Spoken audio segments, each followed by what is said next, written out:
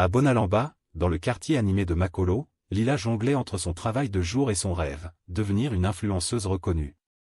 Ses vidéos, ses photos, ses stories, elle y mettait tout son cœur, même si les résultats étaient modestes. L'argent gagné à peine suffisait à couvrir ses dépenses, et la notoriété restait un rêve lointain. Parmi ses amis, il y avait Sarah, une influenceuse d'envergure, suivie par des millions, toujours entre deux avions, entre Paris, Dubaï et New York. Sarah incarnait ce que Lila voulait devenir, célèbre, influente, admirée. Un soir, après une longue journée de tournage dans une ruelle colorée de Makolo, Lila prit son courage à deux mains. Elle envoya un message privé à Sarah. « Salut Sarah, je sais que tu es très occupée, mais j'aimerais vraiment avoir quelques conseils pour faire grandir ma chaîne. J'admire ce que tu fais, et j'aimerais pouvoir suivre tes pas ici, à Bonalamba. » À sa grande surprise, Sarah répondit rapidement. Elle venait justement de rentrer au pays pour une pause et accepta de la rencontrer. Le jour de leur rendez-vous, Lila sentit son cœur battre à toute vitesse. Dans un petit café du marché de Makolo, entre le tumulte des vendeurs et les odeurs familières, Sarah arriva, souriante, rayonnante, mais aussi accessible. Pendant des heures, Sarah lui parla sans détour. Elle lui donne des astuces pour faire exploser sa chaîne, gagner beaucoup d'abonnés, faire des millions de vues et obtenir des partenariats. Pendant des heures, Sarah lui parla sans détour. Elle lui partagea les astuces qu'elle gardait d'habitude pour ses masterclass privés, comment capter l'attention dès les premières secondes, structurer une vidéo pour retenir les vues, provoquer l'engagement, séduire les algorithmes, négocier des partenariats, créer un univers reconnaissable entre mille. Elle parlait vite, avec la passion d'une femme qui avait tout conquis à la force de ses publications. Mais au fil des minutes, Lila commença à se refermer un peu. Son regard s'assombrit, et elle finit par l'interrompre d'une voix douce, presque gênée. « Sarah. Je fais déjà tout ça. Depuis des mois. Je choisis mes musiques avec soin, je prépare mes scripts, je poste aux bonnes heures, je réponds aux commentaires. Je suis active sur TikTok, Insta, YouTube Short. Je fais des collaborations locales. Tout ce que tu dis, je l'applique. Mais, ça ne décolle pas. Je rame. » Un silence s'installa. Sarah la fixa, plus sérieusement cette fois. Elle posa sa tasse de café avec lenteur, croisa les bras, et s'inclina légèrement vers elle. « Alors laisse-moi te reposer la vraie question, Lila. Jusqu'où es-tu prête à aller pour réussir, comme moi ?» Lila releva la tête, prise de court. « Je veux réussir, vraiment. Je suis prête à tout. » Sarah sourit. Mais ce sourire-là n'avait rien de léger. Il portait du poids. Une mémoire. Une expérience. Elle se redressa et plongea dans son sac à main chic pour en sortir son téléphone. « Très bien. Tu veux savoir pourquoi moi j'ai percé alors que d'autres comme toi stagnent ? Je vais te le dire. » Elle lui montra quelques images, une vidéo filmée dans un Penthouse aux baies vitrées infinies donnant sur l'océan, un selfie en classe affaires, un contrat de sponsoring avec une marque de cosmétiques de luxe. Puis une photo d'un dîner à Bovie, cette ville futuriste où se signaient les deals les plus puissants du continent. Moi, je ne suis pas resté à Bonalamba à espérer. J'ai pris des risques. J'ai réinventé mon image. J'ai fréquenté des gens qui avaient déjà ce que je voulais. À Bovie, j'ai des associés qui m'ont formé à la stratégie, à la communication de luxe, à l'influence haut de gamme. Et c'est là-bas que j'ai signé mes premiers contrats sérieux. Elle marqua une pause, puis ajouta d'un ton plus bas. J'ai changé ma manière de parler, de marcher, de me montrer. Je ne suis plus la Sarah que mes copines connaissaient ici, à Makolo. Je suis devenue une marque. Une vitrine. Et je n'ai plus jamais eu à courir après les vues. Ce sont les marques qui me courent après, maintenant. Lila déglutit lentement. Ses mains étaient moites. Elle regardait Sarah, éblouie, intimidée, mais résolue. Je suis prête à faire tout ça. À me transformer s'il le faut. Je veux réussir. Comme toi. Sarah hocha lentement la tête. Elle tapota son écran et lui tendit son téléphone. 3 contacts. 2 sont à Bovie. Le 3e est ici, mais très discret. Il travaille dans l'ombre, avec les filles prêtes à jouer dans la cour des grandes. Si tu les appelles, prépare-toi. Il n'y a pas de retour en arrière. Lila prit le téléphone, ses doigts tremblants d'excitation et de peur. Elle savait qu'une porte venait de s'ouvrir. Et qu'en la franchissant, plus rien ne serait jamais comme avant. Quelques jours après leur rencontre, alors que l'excitation de son échange avec Sarah vibrait encore en elle, Lila reçut un message inattendu. « Salut Lila, je suis Kémy, le contact de Sarah ici à Bonalamba. Elle m'a parlé de toi. Elle pense que tu pourrais aller loin, avec un petit coup de pouce. On peut en parler ?» Le cœur battant, Lila répondit sans attendre. Les échanges furent directs. Kémy lui posa quelques questions sur son profil, ses statistiques, ses projets. Puis, sans détour, il proposa quelque chose d'inattendu. « On peut t'envoyer à Bovie. 1 mois. Tout frais payés. Appartement de luxe. Première classe. Carte pour tes achats, resto, activités. Là-bas, on va te relooker, t'accompagner, t'exposer. Une fois sur place, je prends en main ta page. Toi, tu vis. Tu brilles. Tu profites. » Lila resta figée devant son écran. Le mot « Bovie » vibrait en elle comme un sésame. Elle n'avait jamais quitté Bonalamba. Jamais volé. Jamais vécu le luxe. Et maintenant, tout ça, juste pour elle. « Tu es prête ?» ajouta Kémy. Elle n'hésita qu'un instant. « Oui. Je suis prête. » 3 jours plus tard, elle recevait son billet électronique. Première classe. Départ pour Bovie à 23 heures. Une photo de l'appartement l'attendait en pièces jointes, baies vitrées, piscine privée, mobilier blanc et or. À côté, une autre pièce jointe, une capture d'écran d'une carte bancaire virtuelle, créditée d'un montant plus élevé que ce qu'elle avait gagné en 2 ans d'influence. À ton arrivée, une voiture viendra te chercher. Le chauffeur s'appelle Adèle. Il t'amènera à la résidence. Je te brieferai sur les premiers jours une fois installé. Sois tranquille, tout est prévu. Kémy conclut avec un dernier message. À Bovie, tout peut changer. Pour toujours. Ce soir-là, Lila ne dormit pas.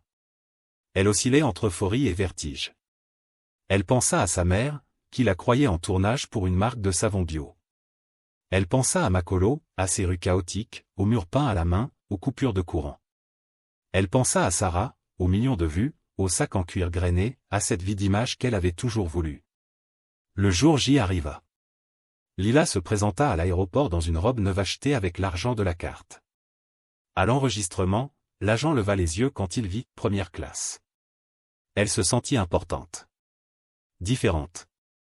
Elle monta dans l'avion en regardant les autres passagers de l'économie avec un frisson étrange, comme si une barrière invisible venait de tomber entre elle et le reste du monde. Dans l'avion, champagne, coussins moelleux, écran géant. Elle filma tout pour ses stories. Déjà, les vues augmentaient. À son arrivée à Bovie, l'air chaud et parfumé de la ville l'enveloppa comme une promesse. L'aéroport scintillait de luxe. Devant la sortie, un homme élancé l'attendait, pancarte à la main. « Lila ?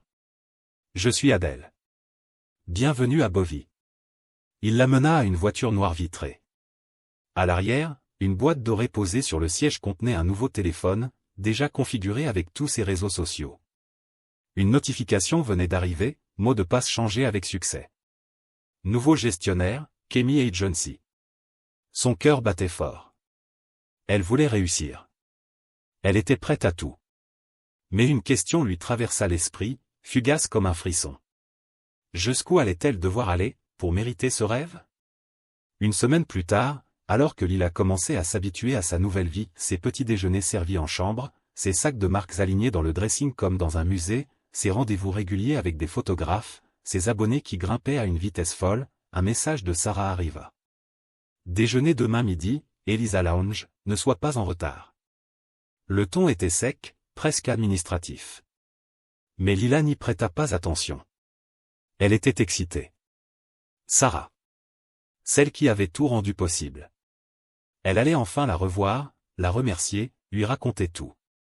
Lila choisit une robe simple mais élégante, se maquilla légèrement et arriva avec 10 minutes d'avance au restaurant chic où les nappes étaient blanches comme de la neige, et les serveurs, silencieux comme des ombres. Sarah arriva, lunettes noires sur le nez, talons impeccables, allure droite et distante. Elle s'installa face à Lila, croisa les jambes, et commanda un thé sans sucre. Lila, tout sourire, se lança. « Je suis trop contente de te revoir. Franchement, merci encore, Sarah. Bovie, c'est waouh. Je n'arrive toujours pas à y croire. L'appart, la vue, les gens. Ma page a explosé. J'ai même été contacté par 2 marques. Tu sais, j'ai plein de projets en tête, peut-être lancer une collection de vêtements ou de perruques. Je sais pas encore, mais j'y crois vraiment, je sens que c'est le début d'une vraie carrière. Sarah ne disait rien. Elle la regardait, impassible, son visage figé comme une statue. Ses yeux, derrière ses lunettes, semblaient ailleurs. Le silence était presque oppressant, mais Lila continua, animée, heureuse, reconnaissante. Franchement, sans toi, j'aurais jamais pu. T'as changé ma vie. À la fin du repas, alors que Lila s'apprêtait à commander un dessert, Sarah se redressa lentement et parla enfin. Ce soir, un partenaire veut te voir. Lila haussa les sourcils, surprise. Un partenaire? Quel genre de partenaire? Quelqu'un d'important. Il veut te rencontrer. Tu vas aller au centre commercial, tu choisis une belle tenue. Quelque chose de classe, élégant, sexy mais pas vulgaire. Et tu seras prête à 21h. Et, il s'agit de quoi exactement? Je veux dire, c'est un rendez-vous professionnel. Un projet? Un shooting? Sarah la fixa alors droit dans les yeux. Non? Rien de tout ça. Tu vas juste lui tenir compagnie. Parler un peu. Être agréable. C'est tout? Un courant glacé traversa Lila. Attends, tu veux dire que je suis censé faire l'escorte? Sarah eut un petit rictus. Un sourire sans chaleur. On peut dire ça comme ça, oui. Le cœur de Lila fit un bond. Elle recula un peu sur sa chaise, comme si les mots de Sarah étaient des coups de poignard. Non. Non, je suis pas venu ici pour ça. Je croyais que c'était pour influencer, pour développer ma page, je veux pas vendre mon corps. Tu croyais quoi, exactement, demanda Sarah, toujours d'une voix calme et froide. Qu'on allait te donner un appartement de luxe, des vêtements de marque, une carte bancaire illimitée, des shootings, une visibilité folle, gratuitement. Tu vis dans quel monde, Lila? Mais tu m'as jamais parlé de ça. Tu m'as jamais dit que je devais t'obéir? Être docile? Jouer le jeu? T'avais pas besoin de le savoir avant. Maintenant tu sais. Lila sentit ses mains trembler. Son cœur cognait fort, trop fort. Elle regarda autour d'elle, comme pour fuir, mais il n'y avait nulle part où aller. Elle était coincée. Piégée. Engluée dans une toile qu'elle n'avait même pas vue se tisser autour d'elle. Si tu refuses, reprit Sarah, on coupe ta page. Fini, la visibilité. Fini, les marques. Tu quittes ton bel appartement, tu sais combien coûte la nuitée là-bas? Tu paies pas? Tu finis en prison. Et tous tes petits followers verront ta tête sur les réseaux, influenceuse arnaqueuse arrêtée à Bovie. Lila avait envie de pleurer. Tout se bousculait dans sa tête. Les photos, les likes, les rires au brunch, les robes qu'elle avait essayées. Tout prenait un goût amer. Elle n'était pas une star. Elle était un produit. Une marchandise. Un appât. Sarah se pencha légèrement vers elle. Mais si tu acceptes, si tu fais ce qu'on te demande, tu seras riche. Tu vas rembourser ce qu'on a investi. Et tu pourras monter. Plus haut. Bien plus haut. Lila baissa les yeux. Une nausée lui nouait la gorge. Elle voulait courir, hurler, rentrer à Makolo, retrouver sa mère, le sol poussiéreux, le vrai monde, même s'il était dur. Mais, comment? Où fuir? Avec quoi? Elle n'avait rien ici. Même sa carte, c'était eux qui la géraient. Elle se revit, il y a 3 semaines à peine, encore au quartier, à pleurer dans sa petite chambre, à espérer un miracle. Et voilà. Le miracle avait un prix. Une voix en elle murmura, ce n'est qu'un dîner. Juste parler. Être jolie. Rire un peu. Rien de grave. Après tout, c'est pas comme s'il t'obligeait à coucher, non? Elle hocha la tête. Tout doucement. Ok. Je vais le rencontrer. Sarah se leva, comme satisfaite. Bien. Sois prête à 21h. Quelqu'un viendra te chercher. Et sans un mot de plus, elle s'en alla, laissant Lila seule avec ses tremblements, son assiette intacte, et son rêve qui venait de s'effondrer sans bruit. Lila sortit du restaurant en silence, le cœur en vrac, la tête embrumée. Elle marcha sans but dans le centre commercial de Bovie, devant les vitrines éclatantes et les mannequins figés, avant d'entrer presque mécaniquement dans une boutique de luxe. La vendeuse lui sourit, croyant voir en elle une jeune femme sûre d'elle, privilégiée, épanouie. Lila n'avait jamais été aussi confuse. Elle choisit une robe noire fluide, décolletée mais pas trop, un parfum léger, et des escarpins dorés qui scintillaient sous la lumière. Elle paya avec la carte fournie par Sarah, la main tremblante. Chaque bip de la machine sonnait comme une dette invisible qui s'accumulait sur ses épaules. Sur le chemin du retour, les doutes la rattrapèrent. Elle s'enfonça dans le fauteuil du SUV qui la reconduisait à son appartement et ferma les yeux. Qu'est-ce que je fais là? Pourquoi j'ai dit oui? Pourquoi j'ai accepté son aide si facilement? Elle se revoyait, des semaines plus tôt, excitée par le message de Sarah, toute fière d'avoir été repérée. Elle croyait qu'il suffisait d'être jolie, stylée, régulière dans ses stories pour réussir. Mais elle n'avait rien compris. Elle entra dans l'appartement, en silence. Elle regarda autour d'elle, le lustre majestueux, les coussins dorés, la baie vitrée ouverte sur le désert lumineux. Tout cela ne lui appartenait pas. C'était un décor loué. Un piège doré. Elle s'assit au bord du lit, regarda ses mains, puis le sac de shopping à ses pieds. Et si je partais maintenant? Si je disais non? Si je quittais tout? Mais où irait-elle? À l'aéroport? Avec quoi? Elle n'avait même pas un billet retour. Et puis, la honte. Que diraient les autres? Ceux qui voyaient déjà en elle un exemple de réussite? Ceux qui partageaient ses stories avec admiration? Elle pensa à sa mère, à ses sœurs, à toutes celles qui rêvaient à travers elle. J'ai tout faux. Je me suis laissé avoir. Comme une idiote. Une larme coula. Elle l'essuya vite. Puis, lentement, elle enfila la robe. Elle se maquilla, sans conviction. Elle se regarda dans le miroir. Tu voulais être une star? En voilà le prix. À 20h, son téléphone vibra. C'était Sarah. Le chauffeur est en bas. Il t'attend. Sois agréable. Lila prit une longue inspiration. Elle ajusta sa robe. Et descendit. Le chauffeur, un homme silencieux aux lunettes noires, lui ouvrit la portière sans un mot. Elle s'assit à l'arrière, dos droit, regard flou. Le véhicule s'élança dans les rues de Bovie, les lampadaires dorant les trottoirs comme des bijoux. Personne ne parlait. Au bout d'une quinzaine de minutes, ils quittèrent la ville et atteignirent un petit port discret. L'endroit était calme, presque vide, sauf une lumière tamisée au bout du quai. Un homme les attendait près d'un petit bateau à moteur, un dinghy. Lila fronça les sourcils. Pardon. On m'avait pas dit que le rendez-vous se passait en mer? Le chauffeur ne répondit pas. Il se contenta d'ouvrir la portière et de désigner le bateau. Il vous attend là-bas. Lila hésita. Elle recula d'un pas. Non, j'ai peur de l'eau. Et puis, on m'a rien dit à ce sujet. Je suis pas à l'aise. Le chauffeur soupira, agacé.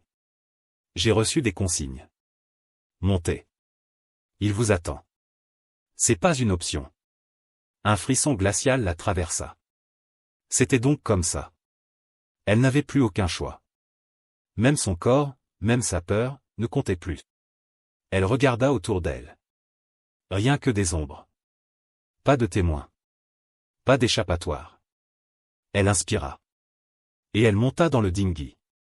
Le moteur se mit en marche dans un grondement discret. Lila, silencieuse, regardait la côte s'éloigner. Les lumières de Bovie devenaient des points flous derrière elle. Où est-ce que tu vas, Lila? Qu'est-ce que tu fais? Son cœur battait trop fort. Elle serra ses genoux. Elle avait envie de vomir. De pleurer. De hurler. Mais elle ne fit rien. Elle se contenta de fixer l'horizon, les lèvres closes, le ventre noué. Le moteur ralentit enfin, après plus d'une demi-heure à couper les flots. Lila leva la tête, les cheveux fouettés par la brise salée, et ce qu'elle vit lui arracha un souffle glacé.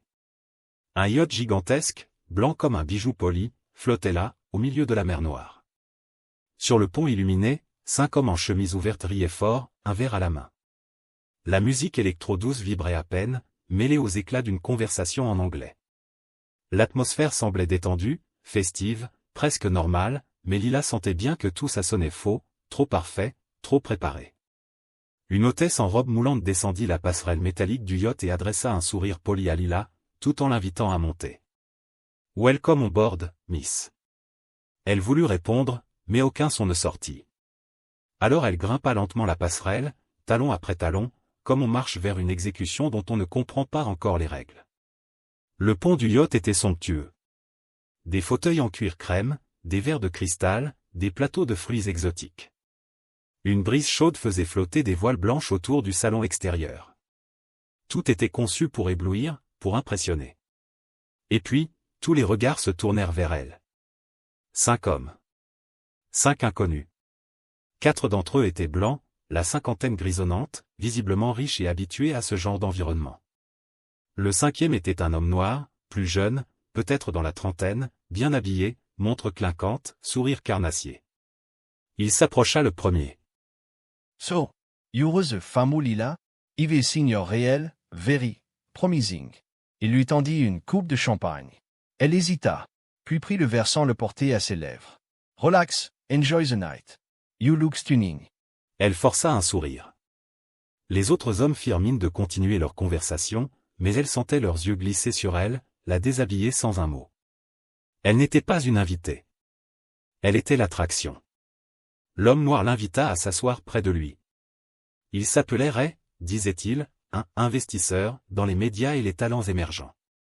Il parla longuement, avec un ton mielleux, de la beauté de Bovie, de la liberté financière, de la célébrité qui n'attend que celle qui ose franchir certaines frontières. Mais Lila n'écoutait plus. Son regard était vide. Elle hochait la tête machinalement, lançait un rire faible quand il souriait, mais à l'intérieur, tout s'effondrait.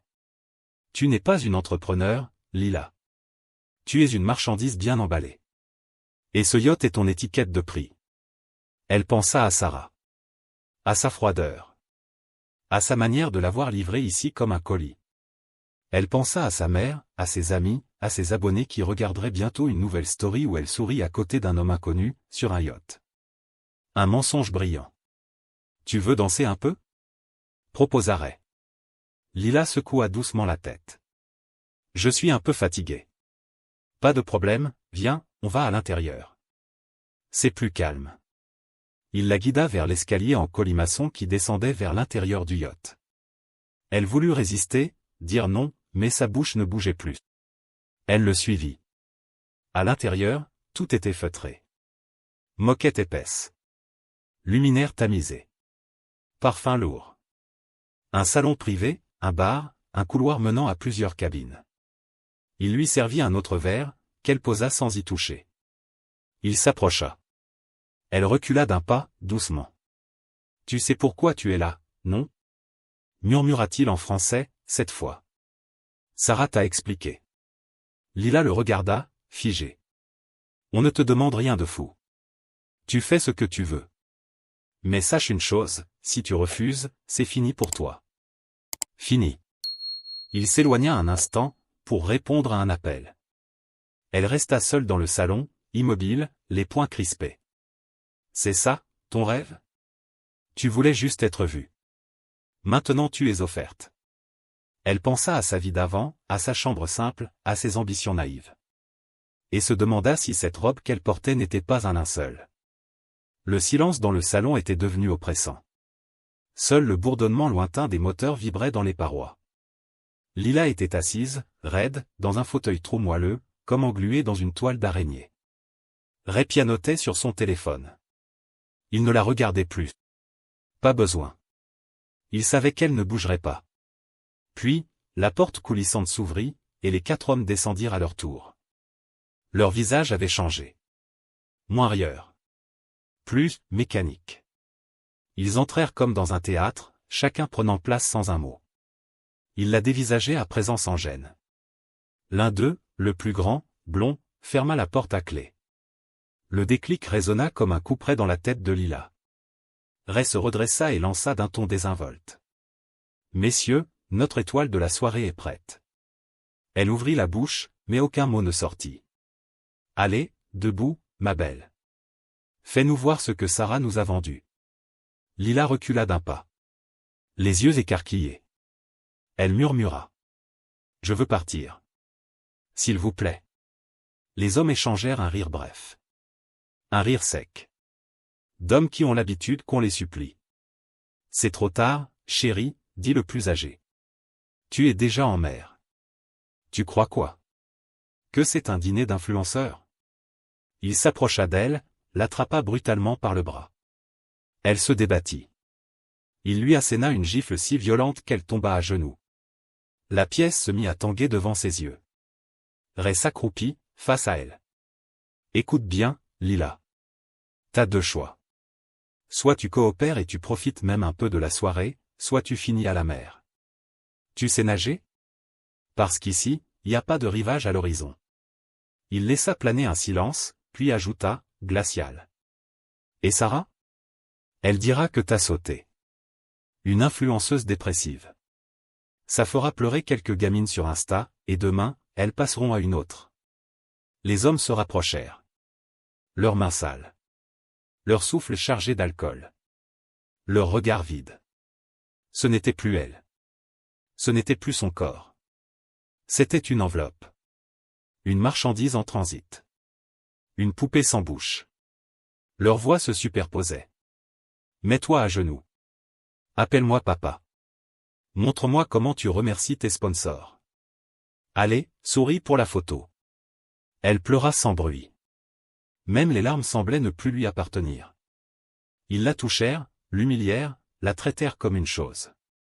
Ils prirent tout ce qu'elle était, un par un. Sans chaleur, sans amour, sans conscience.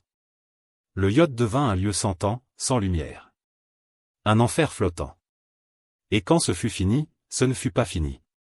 Un des hommes s'approcha encore, le souffle court, le regard allumé d'une excitation nouvelle. On va te porter. Comme une chose. Une saleté. Une fille de rien. Et ils le firent. Le port apportit. Ils la soulevèrent, nue, meurtrie, effacée. Et la promenèrent dans le couloir comme un trophée, ricanant, buvant au-dessus d'elle, l'un d'eux filmant la scène. Elle ferma les yeux. Elle se dissocia. Elle n'était plus là. Son âme était montée ailleurs. Ray la jeta sur un lit. Puis, doucement, il revint à son oreille. Tu parleras à personne de ça. Compris? Sinon, on balance la vidéo. Ou mieux, on te balance, toi. Et crois-moi, personne te retrouvera. Il se leva, lui lança une serviette, puis sortit. Lila resta là, sur ce lit glacé, sans bouger. Des heures. Peut-être plus. Ce rêve qu'elle avait tant nourri, il s'était transformé en dégoût, en honte, en morlante. Ses mains tremblaient. Son ventre la brûlait. Son corps la dégoûtait. Elle pensa à ses followers. À ses queens, qu'elle appelait chaque matin. Elle pensa à sa mère. Elle pensa à Dieu. Mais surtout, elle pensa à la vengeance. Le lendemain matin, le soleil brillait fort sur le port de Bovie. Le ciel était d'un bleu éclatant, presque indécent. Comme si le monde, dehors, n'avait rien vu, rien su de ce qui s'était passé la veille. Le yacht s'était discrètement amarré avant l'aube. Lila fut déposée à quai, seule, comme un colis fragile qu'on n'assume plus. Elle tenait à peine debout. Ses jambes tremblaient sous le poids de la honte et de la fatigue. Ses bras étaient couverts de traces rouges. Sa bouche, salie par trop de silence. Elle n'avait pas dormi. À peine respiré. Elle était vide. Et pleine à la fois. Pleine d'un mal invisible. D'un traumatisme qui n'avait pas encore trouvé de nom. Le chauffeur l'attendait. Comme si de rien n'était. Il ouvrit la portière, sans un mot. Elle monta. Durant tout le trajet jusqu'à l'appartement, elle garda les yeux fixés sur les vitres teintées. Le monde dehors défilait avec son indifférence luxueuse, les voitures aux vitres fumées, les boutiques scintillantes, les passants bien habillés. Un monde qui brillait, pendant qu'elle s'effondrait. Arrivée chez elle, elle se jeta dans la douche. L'eau chaude ne lava rien. Ni la saleté. Ni le souvenir. Ni le goût. Ni les images. Rien. Elle frotta. Encore. Encore. Jusqu'à ce que sa peau devienne rouge. Et là, elle tomba, nue, dans la douche, et elle pleura comme une enfant. Un cri silencieux. Un hurlement sans bruit. Elle resta là plus d'une heure. Recroquevillée. Figée. Quand elle en sortit, son téléphone vibrait. Message de Sarah. T'as été parfaite. Il est très satisfait. Sois prête demain soir pour un autre rendez-vous. On monte en gamme. Bisous. Elle faillit vomir. Son cœur s'emballa. Elle jeta le téléphone au sol. Puis elle s'écroula dans son lit, tirant la couverture jusqu'à sa tête comme un drap mortuaire. Elle voulait mourir. Disparaître. Ne plus jamais se réveiller. Mais le sommeil ne vint pas. Seule la peur resta. Collée à sa peau. Le soir venu, elle consulta sa page. Des milliers de likes. Des commentaires de jeunes filles. Reine. Jolie. Je veux ta vie. Ironie cruelle. Elle se sentait morte. Et elle l'admirait. Tout le monde enviait la vitrine. Personne ne voyait la prison dorée. Elle pensa à tout effacer. À tout dénoncer. À tout dire. Mais à qui? Et surtout, pourquoi faire? Ses dettes. Son passeport confisqué. Son visa contrôlé. Et ce regard de Sarah, glacial comme un avertissement. Alors elle se leva. Elle ouvrit son armoire. Regarda les robes qu'elle avait achetées la veille pour ce rendez-vous. Elle en prit une. Une robe noire. Moulante. Haute couture. Et elle la jeta à la poubelle. Puis, elle s'assit face à son miroir. Son visage était magnifique. Mais son regard avait vieilli de 10 ans. Il n'y avait plus de naïveté. Plus de candeur. Juste une lucidité amère, comme celle qu'on trouve dans les yeux des femmes qu'on a forcées à trop se taire. Elle prit son téléphone. Enclencha la caméra. Et lança un live. Elle resta là. Face à l'écran. Sans parler. Les vues montaient. Les cœurs pleuvaient. Et puis, elle parla. Coucou mes queens, je voulais vous dire un truc. Un truc vrai. Pas les filtres. Pas les paillettes. Juste, moi. Elle hésita. Les mots brûlaient sa gorge. Vous m'enviez. Vous me félicitez. Mais vous ne savez pas. Vous ne voyez pas. Elle baissa les yeux. Son doigt tremblait au-dessus du bouton « Terminer le direct ». Je voulais juste être quelqu'un. Juste réussir. Être belle, admirée. J'ai fait confiance. J'ai accepté. Et, maintenant, je suis piégée. Elle coupa. Un live de 30 secondes. Pas un mot de trop. Pas un mot en trop. Le lendemain, elle reçut un autre message. Cette fois, ce n'était pas Sarah. C'était un autre numéro inconnu. Si tu continues, on publie la vidéo. Tu es prévenu. Elle se mit à trembler. Mais cette fois, elle ne pleura pas. Elle regarda le message. Longtemps. Puis, elle se leva.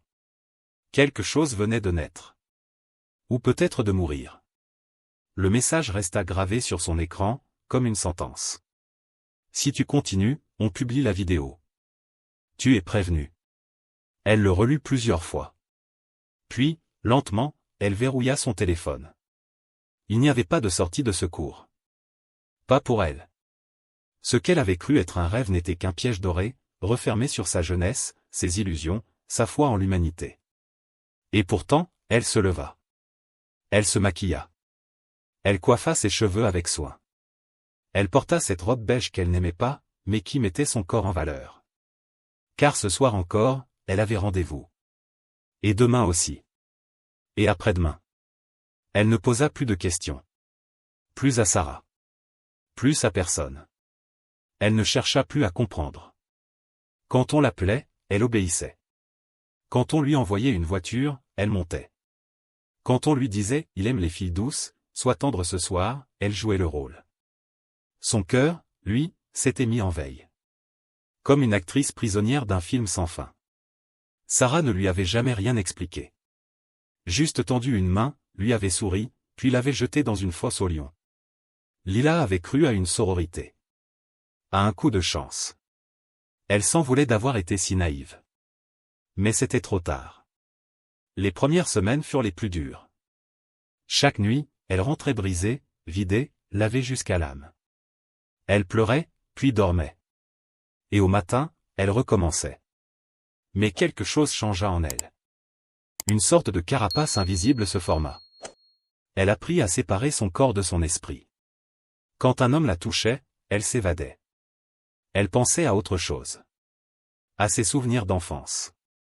À son village. À son père. Elle se disait, c'est un corps. Pas moi. Moi, je suis ailleurs. Et ça marchait. Elle devint performante. Sollicitée. Précieuse. Ses rendez-vous devinrent plus luxueux. Les hôtels plus chers. Les montres offertes, les sacs griffés, les enveloppes plus épaisses. Lila devint Lila de Bovie. Une fille que tout le monde voulait inviter, afficher, posséder un instant. Elle refit sa garde-robe. Engagea un photographe pour ses contenus. Engrangua des abonnés par centaines de milliers. Ses stories étaient magnifiques. Plages privées. Tables étoilées. Piscine à débordement. Elle souriait, elle riait, elle dansait. Mais derrière la caméra, elle était muette. Sarah, elle, la regardait désormais avec fierté. Comme un investissement rentable. Elle ne disait plus grand-chose. Juste. Bravo. Continue comme ça. Tu montes bien. Parfois, Lila croisait d'autres filles dans le même cercle. Des visages maquillés, magnifiques, avec dans le regard une même lueur éteinte. Elles ne parlaient jamais du fond. Elles échangeaient des noms de chirurgiens, des astuces pour les publications, des anecdotes de clients. Mais jamais, jamais, de la nuit. De la vraie nuit. Et pourtant, parfois, seule, face au miroir, Lila se surprenait à penser. Combien de temps vais-je tenir? Est-ce que je serai encore moi, à la fin? Mais ces pensées, elle les enterrait vite. Avec un rouge à lèvres. Un nouveau parfum. Une publication à programmer. Elle avait compris une chose. Ce monde ne la libérerait jamais. Mais il pouvait l'endormir. Alors elle dormit. Debout. Magnifique. Morte à l'intérieur. Et toi, que penses-tu de cette histoire? As-tu déjà été influencé par une vie trop parfaite sur les réseaux? Si tu étais à la place de Lila, qu'aurais-tu fait? Selon toi, les influenceuses ont-elles une responsabilité morale vis-à-vis de leurs abonnés? Dis-moi tout ça dans les commentaires. Je lis absolument tous vos messages. Et parfois, vos mots deviennent la base de mes prochaines histoires. Si tu as été touché par cette histoire, like la vidéo pour qu'elle touche d'autres jeunes filles. Abonne-toi pour ne jamais rater les prochains récits vrais, crus, humains. Partage cette histoire à une personne qui suit les réseaux de trop près, ça pourrait lui ouvrir les yeux. Et toi, tu me suis d'où? Mets ton pays ou ta ville dans les commentaires. On est une grande famille ici, et j'adore savoir jusqu'où voyagent ces histoires.